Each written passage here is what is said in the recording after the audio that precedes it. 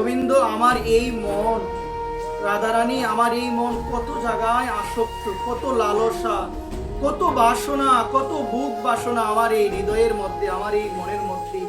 গোবিন্দের নিকটে গিয়ে আমরা বলবো, গোবিন্দ আমার এই মন কত জায়গায় আসক্ত, গোবিন্দ আমার এই মন তোমার চরণে আসক্ত হচ্ছে না।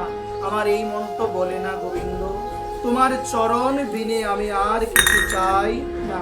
আমার এই মন বলে না যে গোবিন্দ রাধারানী আমার যেন সবসময় তোমার চরণে মতিগতি হয়, আমি আর কিছু চাই না। আমার এই মন সেটা বলে না। কত জায়গায় আসক্ত, নানান ধরনের বাসনা, নানান ধরনের লালসা, নানান ধরনের ভোগ বাসনায় আমার এই মন মত্ত হয়ে আছে। গোবিন্দের নিকটে গিয়ে বলবো, গোবিন্দ সাংসারিক জীব, কামনা বাসনাপন্ন জীব আমরা, যদি গোবিন্দ তোমার কাছে কিছু চাইও গোবিন্দ, গোবিন্দ তুমি আমাকে দিও না। এই জায়গায় বলছে মা, ছোট একটা বাচ্চা সে যদি তার মায়ের কাছে গিয়ে বলে, মা আমাকে আগুন দাও আমি খেলবো, মা আমাকে আগুন দাও, সে আগুন দিয়ে আমি কি করব, আমি খেলবো। মা কি দেই? কেন দেই না? আগুন দিলেই ক্ষতি হতে পারে, আগুন দিলে ছেলের কি হতে পারে গো মা, ছেলের বিপদ হতে পারে, এই জন্য মা কিন্তু দেই না।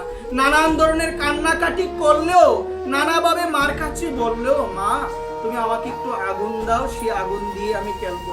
মা যেমন ছেলের ভালো বোঝে তাকে আগুনটা দেই না খেলার জন্য, ঠিক তেমন ভগবান আমি অবুঝ, আমার নানান ধরনের কামনা বাসনা, তুমি তো আমার পিতা, তুমি তো আমার পিতা, তুমি জগৎ পিতা ভগবান।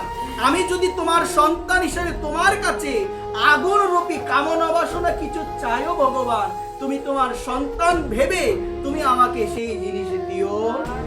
আগুন দিলে যেমন নিজেরই আমাদের ক্ষতি হবে, ঠিক সেই রকম ভোগ বাসনা ভগবানের কাছে চাইলে সেটা আমাকে পুড়িয়ে মারবে, কোনোদিন গোবিন্দের চরণে যাওয়া হবে না। গোবিন্দ হে না, আমি যদি তোমার কাছে কিছু চেয়েও বসে থাকি না, তুমি আমার মঙ্গলের চিন্তা করে সেই জিনিসটা আমাকে দিও না, তোমার চরণে যেন রতিমতি হয়। হে নাথ, হে গোবিন্দ, হে করুণাময় রাধারানী, আমাকে তুমি সেই কৃপা করিও একবার। আর কিছু চাওয়া